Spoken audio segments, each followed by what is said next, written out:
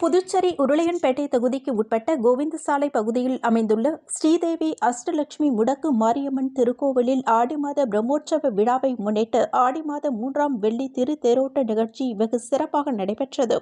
நிகழ்ச்சியில் உருளையன்பேட்டை தொகுதி சட்டமன்ற உறுப்பினரும் புதுச்சேரி மனிதநேய மக்கள் சேவை இயக்க நிறுவன தலைவருமான நேரு என்கின்ற குப்புசாமி மற்றும் மனிதநேய மக்கள் சேவை இயக்க பொதுச் செயலாளர் விநாயகம் ஆகியோர் கலந்து கொண்டு சுவாமி தரிசனம் செய்தனர். மேலும் இவ்விழாவில் திருக்கோவில் நிர்வாகிகளும் அப்பகுதி ஊர் பெரியோர்கள், உருளையன்பேட்டை தொகுதியைச் சேர்ந்த மனிதநேய மக்கள் சேவை இயக்க பிரமுகர்கள், நிர்வாகிகள், மகளிர்கள், இளைஞர்கள் பலர் கலந்து கொண்டனர். மேலும் திருத்தேரோட்ட விழாவின் உபயதாரர் ராஜ் என்கின்ற சுப்பராயன், சுமதி குடும்பத்தினர்கள் வெகு சிறப்பாக செய்திருந்தனர்.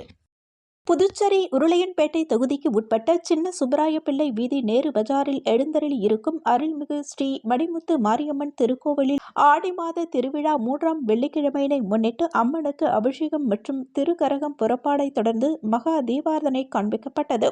இவ்விழாவில் உருளையன்பேட்டை தொகுதி சட்டமன்ற உறுப்பினரும் புதுச்சேரி மனிதநேய மக்கள் சேவை இயக்க நிறுவன தலைவருமான நேரு என்கின்ற குப்புசாமி கலந்து கொண்டு சுவாமி தரிசனம் செய்தார். மேலும் அம்மனுக்கு படையலிட்ட திருக்கூழினை பிரசாதமாக பக்தர்களுக்கு வழங்கினர்.